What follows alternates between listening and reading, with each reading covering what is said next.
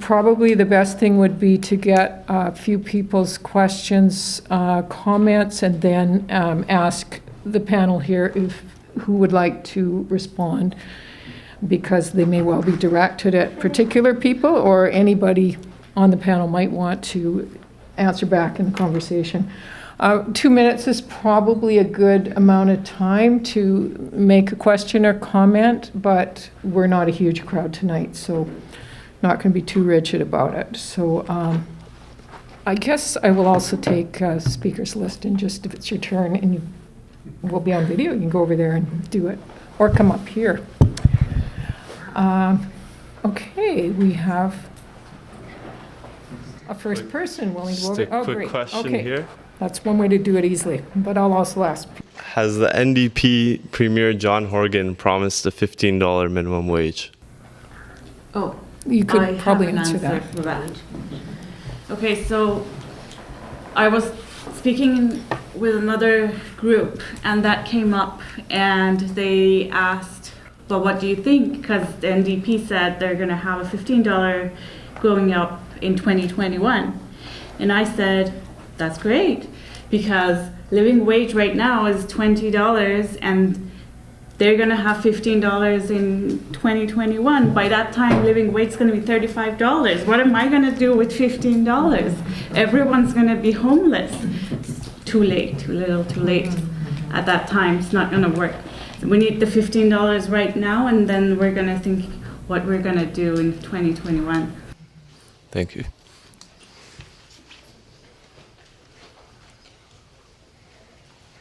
Hi, I'm Roger from the Tenants Union. I think my question is specifically to Harsha. You said there's something that was really, really powerful, and it cuts against what I've only recently realized is a really insidious argument, which is immigrants always bring prosperity, and they're never a drain. And that's the kind of framework. And, you know, when you say that people are using the food bank, that kind of thing really tears apart this liberal idea that we'll bring in the good immigrants, the ones that are productive. Something that and maybe if you have more expertise, you could say this, but Americans and Canadians are talking about Trump's point system, and I think we already have that, right? He actually wants America to adopt, he doesn't say it because he's a moron, but he kind of wants what we have, which is, don't send us your immigrants, we will bring the ones we select. And for your point, it really we need to dump the whole thing upside down and say, if you live somewhere, you're a citizen, and we all live in the planet. And so, in every conversation we make, I think, sorry, I shouldn't answer the question that I'm asking, but we really need to strip apart this concept of citizenship and rephrase it so that we define citizenship. But I'd like your views on this idea, the liberal idea that we only want the best immigrants. Yeah, absolutely. Thank you. Shall we take a few questions and then ask the panel to respond? So let's have a few more people that would like to put forward questions to the panel. Is it okay if it's not a question but a comment? No, that's fine. You've got 2 minutes. Hi, I'm Octavian Katabeski. I am with the union Unite Here Local 40, the union that represents the food service workers at YVR. And I guess I just wanted to add a little bit to that, to what's already been said. On one hand, our union represents food service workers and hotel workers across all of BC. Many of our members are themselves immigrants, and many are women as well. And we have found that, in terms of the beginning of this conversation, I'm sure that there's a lot more to be said, but we've definitely found that when it comes to struggle in the workplace, combining that with struggle with community organizations and struggle outside of the workplace, is really key, and it's something that our union has really been working towards trying to make happen. And so specifically in the airport, I can give an example of that.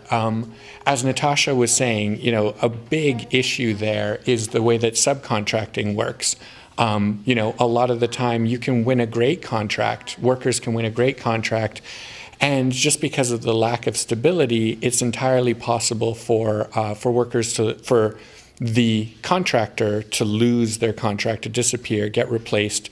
Workers get fired, they're rehired. The union, they can rejoin the union. We can fight for another contract again, but it kind of keeps things wobbling, without real strength. A good example of that is that it turns out we did some research, and in the year 2000, the average wage for the same group of workers in food service at the airport was actually closer to $16, $17, and it's actually gone down since then because of the way contract flipping works. Which means, we can't just do the fight in the workplace itself. We really need to push the airport, as well. And to do that, we need people to get involved. And so I've got a sign-up sheet. If people are interested afterwards, if they could sign up, it would be great to figure out ways to get individuals and other groups to get involved in that particular struggle, and also ways for our members to be involved in other ones as well. Thank you. People are welcome to make comments and announcements too. So let's take one or two more and then have our panel.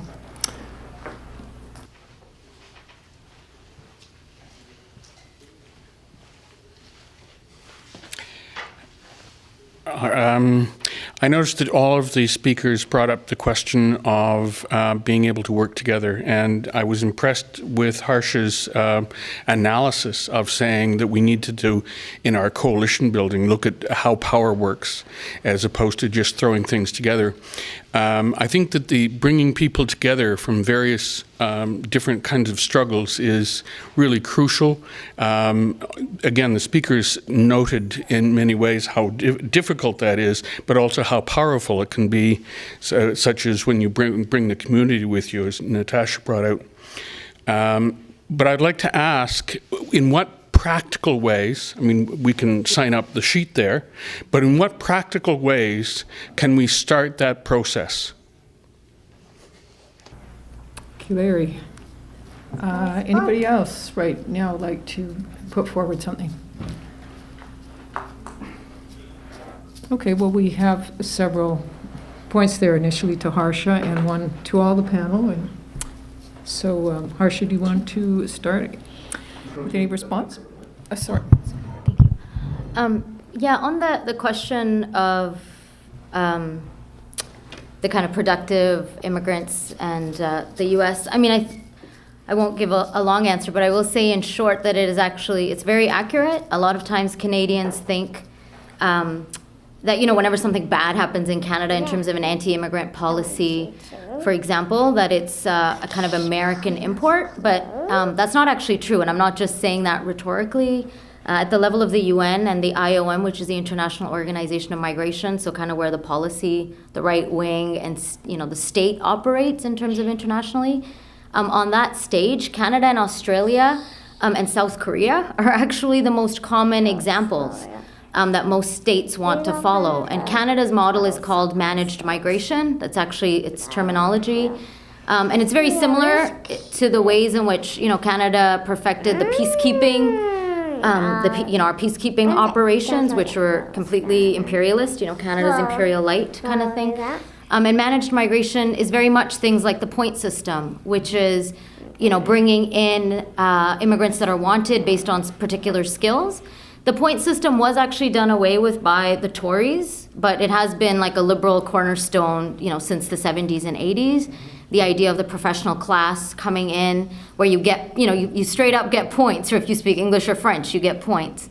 And so it's very true about Canada having perfected this kind of very liberal process. And for me, it is in many ways, they're two sides of the same coin, right? So when we're talking about immigrants either being a drain or immigrants contributing to the economy, it is basically, at the end of the day, the idea of immigrants as commodities, which has very much been the reality for how racialized migration has operated in Canada, you know, going back to the Chinese head tax, for example. And so both of them are very, you know, are hinging on the idea of what do immigrants give or take, rather than the humanity of racialized immigrants in particular. And so for me, absolutely, the idea of deconstructing citizenship is so important. And even more so when we're looking at the asymmetry and historical nature and ongoing nature of power, right? Like the relationships between the North and South around class, race, gender, and more. It's so important to deconstruct the idea of citizenship and how it's about deserving and who has a right to remain and performing gratitude and more. And instead looking at, how do we live together and how do we acknowledge Indigenous sovereignty and nationhood as jurisdiction, right? Rather than the state telling us who has a right to belong. So that is very much the case, both in terms of your comment about Canada and how it chooses immigrants and desirability, and also, that it's a very liberal idea that we have to undo all around because it does so much harm. Anybody else on the panel like to respond to this point? Oh yeah, the practical. Chief? A couple of points.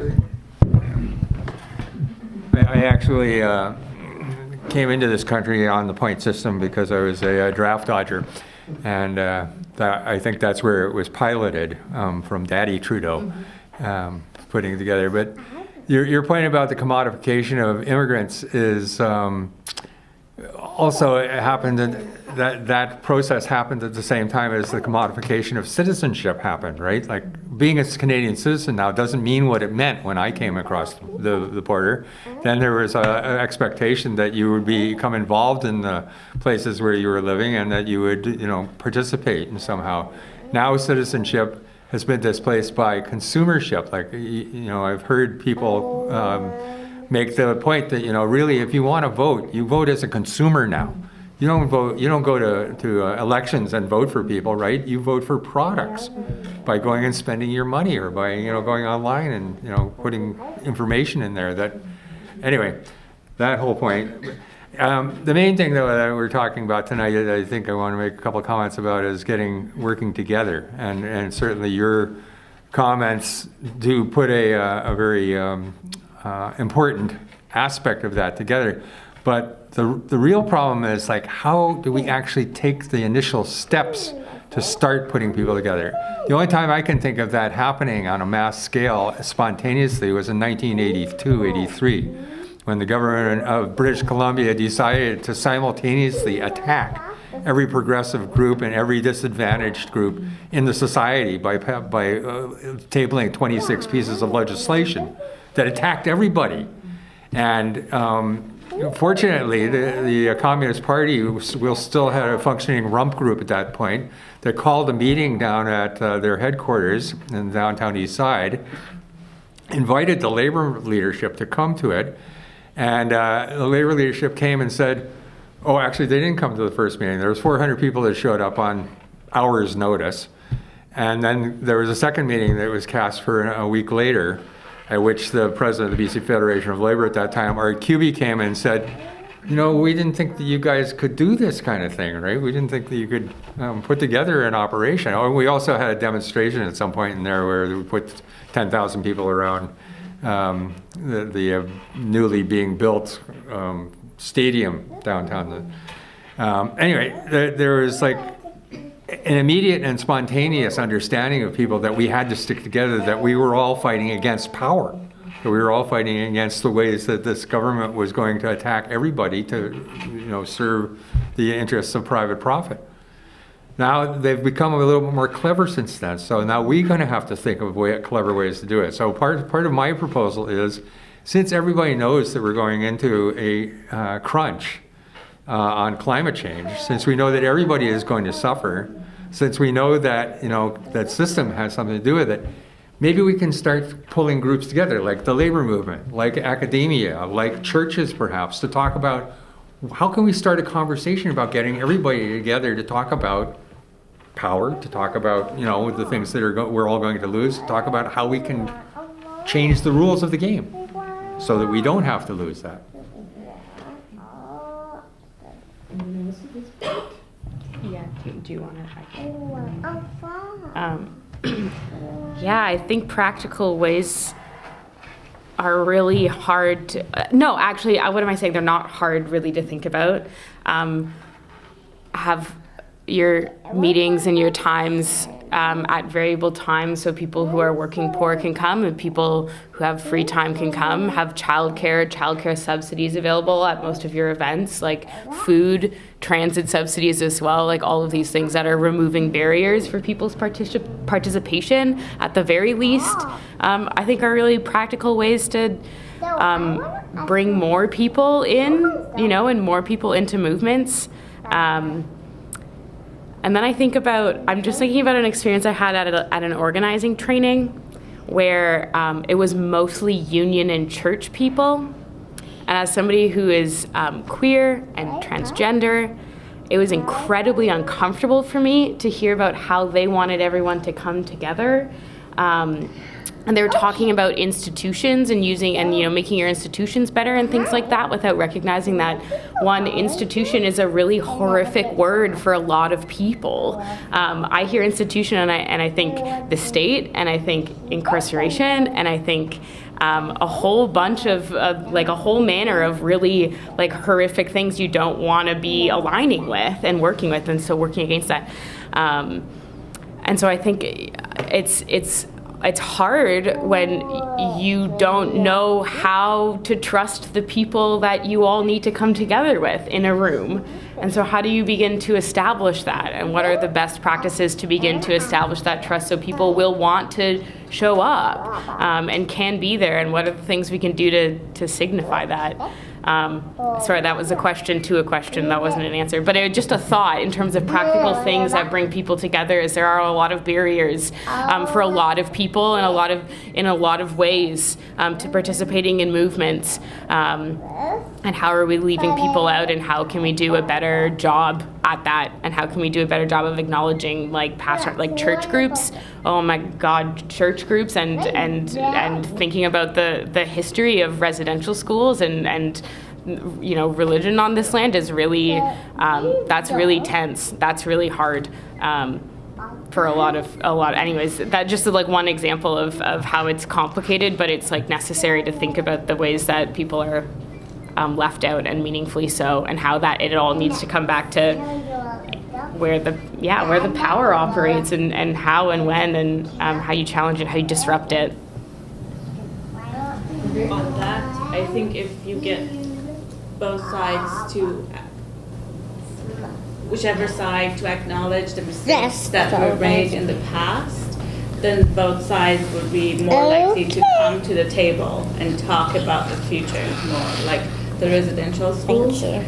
If you get the sides to be like, okay, there was mistakes happening in the past, and people willing to acknowledge that and say they were sorry and acknowledge their mistakes, then the other party would be also willing to come to the table and talk about the future and where they can go from that. I'd like to get a sense of who else would like to be speaking, either from the audience or from Mike. Who's sitting here would like to join in the conversation? Do a speaker's list.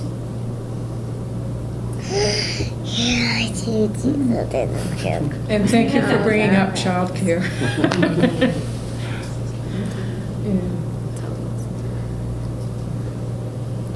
The floor is open. It's a small and informal group here. Okay. A couple comments.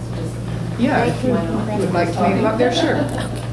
I don't even need to make my a couple of comments. One of them was, one of the ways that I'm seeing us come together around the climate change, which to me is a hugely important issue, is by supporting First Nations people.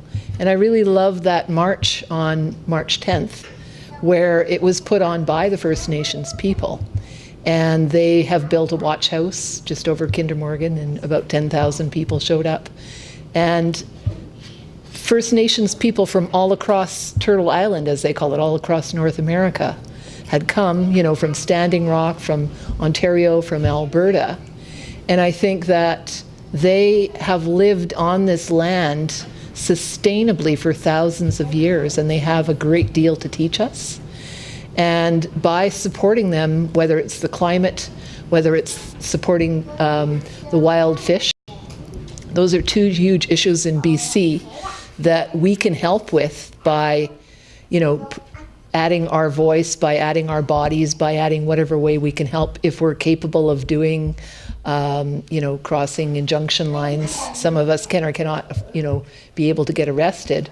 But I really think that, and the whole idea of, there's all this talk around reconciliation, but what can we actually do to change things, to be more just, is to back First Nations people. They're able to lead us to a more sustainable way of living, and they're uniting across North America, and I think anything that we can do to support them is a wonderful effort, and be more open to sharing our thoughts with other people that maybe we don't normally talk to about such things. I think one thing I heard recently said was, you don't change the world by talking to the people you usually talk to, you change the world by talking to the people that you don't normally talk to.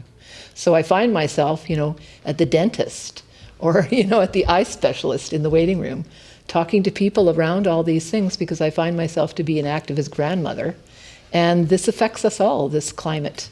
And how can we unite? By supporting First Nations people, is one thought I had that I wanted to share.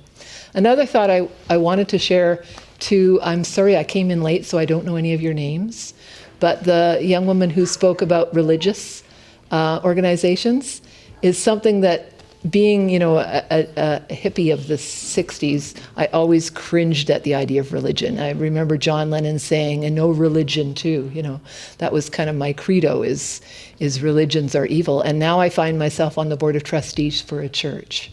It happens to be the Unitarian Church, Vancouver, and it's a very unusual church in that it's not a Christian church. It's a church that follows all the wisdoms, whether it be Buddhist or whether it be somebody who doesn't believe in any kind of religion. So let's be open to change happening in ways we might not expect it. And there may be, and we're trying to ally with other organizations and try and unite those barriers that we have in any way that we can by opening ourselves. Thank you. I can see my time's up.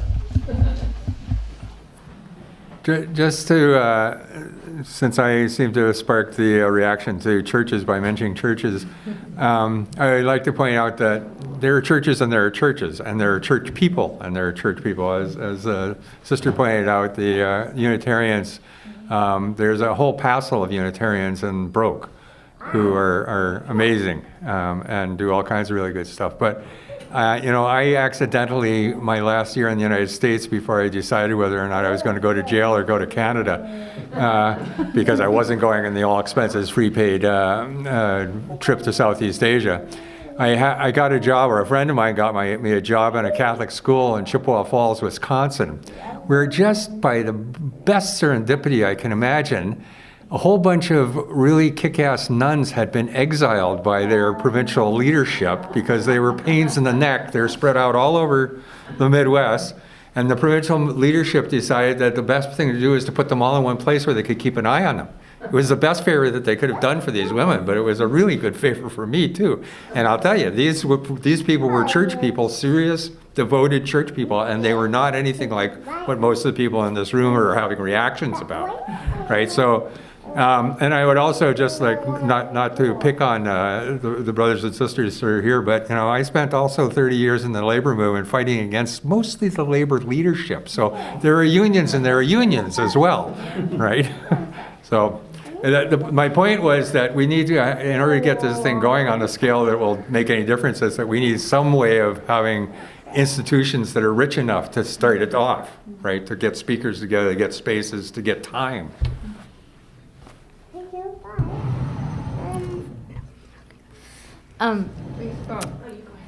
Lisa, go ahead. You haven't Let's take spoken somebody yet. else from the floor. Yeah. No, go for it. It's all good. Okay. Oh my goodness, we'll just do this for 10 minutes.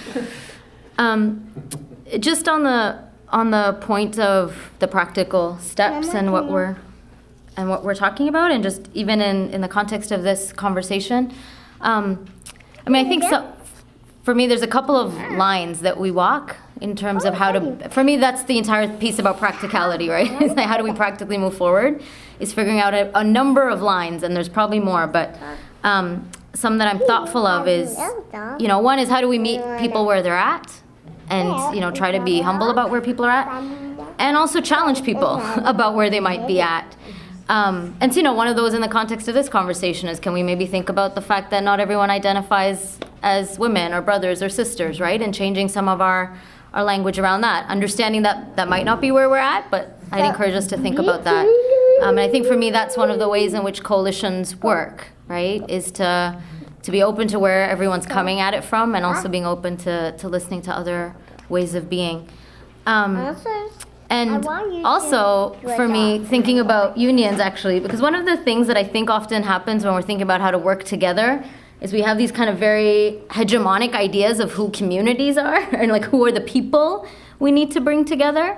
And for me, for the past 3 years, one of my struggles has been in the context of doing various support with Indigenous land defenders who are connecting to environmentalists, and environmentalists wanting to connect to the labor movement. And I'm a union member, BCGU 303. My union doesn't do much for me at all, right? And so, for me, there is many reasons to rethink if we want the involvement of, say, the labor movement. Does that necessarily mean labor leadership, or does that mean rank and file working people? And also understanding that working people have a diversity of experiences of what it means to be a working person. Right? Especially if we think through, race and gender and immigration and being Indigenous. These aren't just identities. These are material conditions that inform how people live in the world, how people understand what it means to be a worker, how people understand what it means to be a renter, how people understand what it means to be a citizen.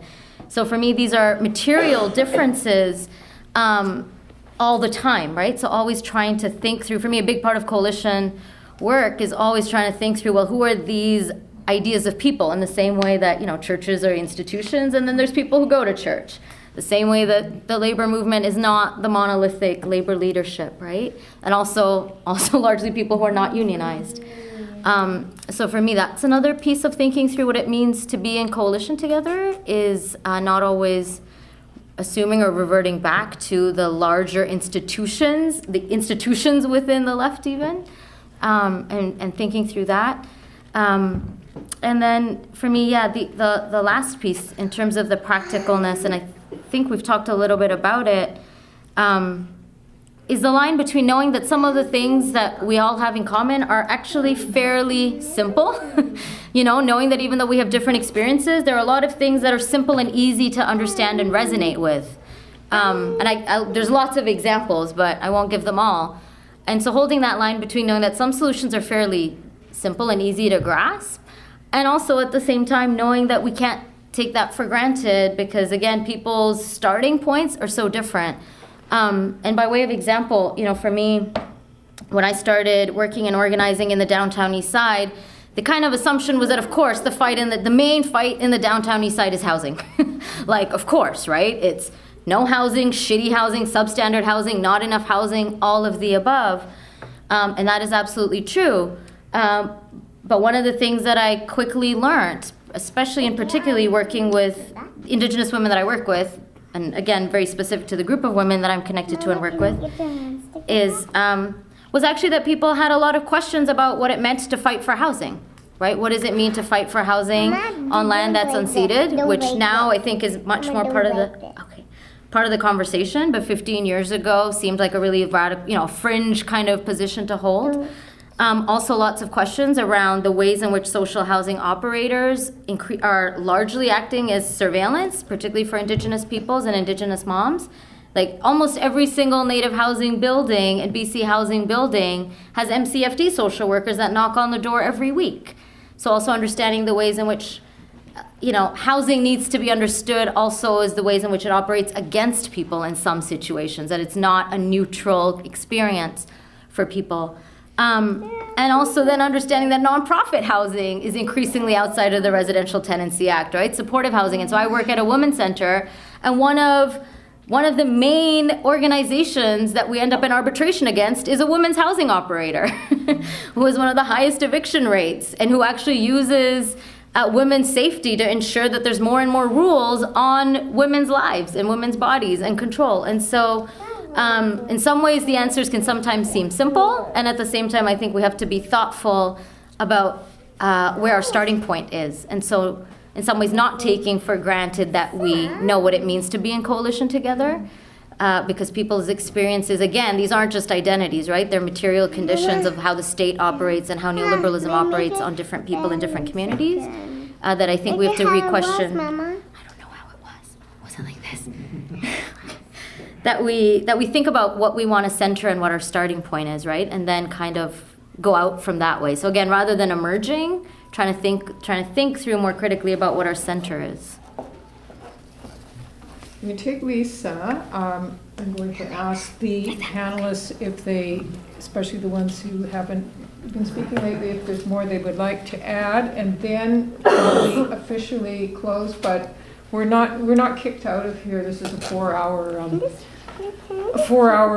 rental. So I would encourage more conversation. But since we said around 9 o'clock, we'll work toward an official closing here soon. Thanks. Actually, Harsha said, probably better than I can, some of what I wanted to say about just the difference between the people at the top of the organization. I agree, institution is poor choice of words. But I think that I'm thinking about coming off of my union convention and of the BC Teachers Federation, and some of the, it's frustrating trying to work with some people that, yes, are trade union members and a lot of good activists, but some who I cringe at some of the things they say. They're good, it's mixed consciousness. They're great on some things, and then they're just so horrible on others. So how do we move people, right? And I think we have to have a basis of unity that doesn't ask them to be anti-capitalist yet, although that's fantastic if they are, because I know I am. But where we work together, like I think of the Fight for 15 in Ontario that a lot of my friends are involved in, and how it's led by a lot of racialized women. It's led by working class people who are low income working class people, not working class people like me who make a really good wage, right? Even though it's been attacked so much over the last, 15 years. I know that I'm doing better than so many people, but when we can find something like that where people can fight together, I do see movement. I saw some things this year in my union that encouraged me. I saw abortion rights come up in a motion that I thought would be contentious, and I saw unanimously everyone supporting it. And I remember 10, 15 years ago, that would not have happened. And I saw, no opposition to talking about the importance of recognizing that we are on unceded lands and that we have to center that. Like the social justice piece, it's moving slowly, but people are starting to, I think, understand it more. So I think that, when it comes to coming together, I think that, yes, that's where we learn, right? That's where I learned for the first time, about, gender not being binary, and about, it's only in working coalition having people gently say, oh, you shouldn't say brothers and sisters to union folks because you should say siblings because some people are, and I'm like, oh yeah, I get it, right? And I think that's where we can move forward. But I think in terms of the struggle in the city, is also about, if there's something where there's a spark, like the stuff with the tenants union recently or the stuff with Kinder Morgan, to try and kind of make the argument to people, this is your fight too, right? This is urgent, this is now. And when people are excited and they're in something big and they feel empowered, then that's a chance for us to talk to them about what we have in common. And this week I talked to people about what I learned from Unite Here Local 40, that, your union is so much smaller than mine, but I learned about, hey, a grievance goes through the courts and takes bloody forever, right? How about we use rank and file power and do what Unite Here does and have a petition and take a bunch of people to the employer and say, hey, we all know that you treated so-and-so so crappy. And look, all these people are standing up against you. Like, are you really going to keep doing that? That's something that we can do. And people, I saw them open their eyes. Same with the big bargaining that you did, bringing us in from the community, taking a page from a woman called Jane McAlevey, who has some ideas I don't agree with, but the big bargaining, making it open, making it empowering for people. And then when you have a tiny victory, then you can go for more. And then you can say to people, like Jane McAlevey said, we don't have time to be in the Housing Coalition, in the Immigrant Right Coalition, and this coalition, and go to our union meetings. So we need to bring all that stuff together somehow. How do we do that? Fight on the front that we see and try and make people see that this is their fight too, right? Thank you, everybody. Okay, then I'm going to thank you all very much again. It's been a good conversation. It's been real, a lot of stuff to think about, and encourage more informal conversation. But we'll officially close and let Devin off the job, and hope to see you again in. Jean, did I cut you off? I asked these people to finish. Is there anything else you wanted to say? No. You're good too. Got my time in. You got your time. Okay. Thank you for sharing.